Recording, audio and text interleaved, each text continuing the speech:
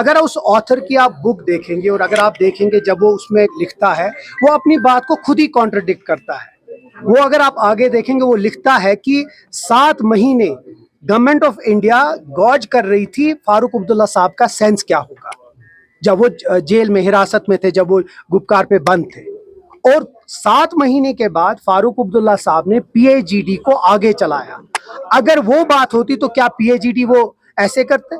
تو پھر پی اے G D بنتی نہیں. اور پی اے جی ڈی کو کس نے توڑا؟ ہم نے نہیں توڑا, ان لوگوں نے توڑا جو ہمارے پی اے جی ڈی سے باہر تھے. تو یہ مجھے لگتا ہے ایک فگمنٹ آف امیجنیشن. اور جو یہ آتھر ہے اگر آپ ان کی بات پہ بھروسہ کرتے ہیں تو آپ دیکھیے پی ڈی پی کے جو پیٹرن ہے اس کے بارے میں جو الفاظ اس نے استعمال کیے شاید بہت شائستہ الفاظ ہیں.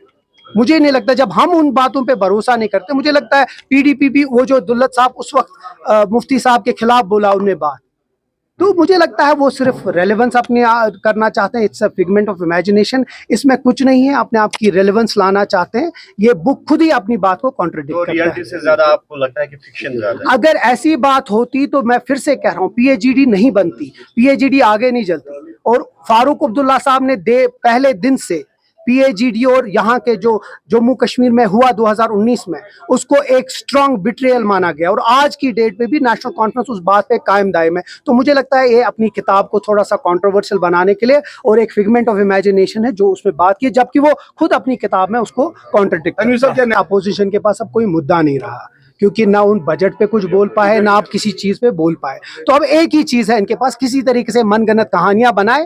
نیشنل کانفرنس مضبوط ہے, آغا روح اللہ صاحب اس تنظیم کے بہت سینئر لیڈر ہیں, پی اے سی ممبر ہیں, اور اس میں اس سے زیادہ باقی لوگوں کو کچھ. لیکن جس طرح سے آغا صاحب کی جو سٹیٹمنٹس باہر آ رہی ہے, چاہے وہ گھر کی بات, وہ گھر لگتا ہے کہ وہ سیٹسفائی نہیں وہ ہے, گھر کی بات ہے, گھر میں رہے گی, ہم وہ بات بھی ٹھیک کر دیں گے. اس میں آپ زیادہ مت مانیے. اس وقت ایشوز جو مین ہیں اس پہ ہم فوکس کریں. مجھے لگتا ہے بہت بڑے بڑے ایشوز ہیں, وقت امینڈمنٹ بل ہے, ریزرویشن کا ایشو ہے, باقی ایشوز ہیں, اس پہ ہم بات کریں, وہ زیادہ سجاد لون صاحب کا کہنا ہے کہ عمر اللہ صاحب معافی مانگے جو وقف بل پہ انہوں نے جو اس طرح کا پکش لیا ہے. تو وہ اگر 2014 کے بعد جس طرح بی جے پی کے گود میں بیٹھے, میں بہت عزت کرتا ہوں سجاد لون صاحب کی, 500 ووٹوں سے جیتے ہیں.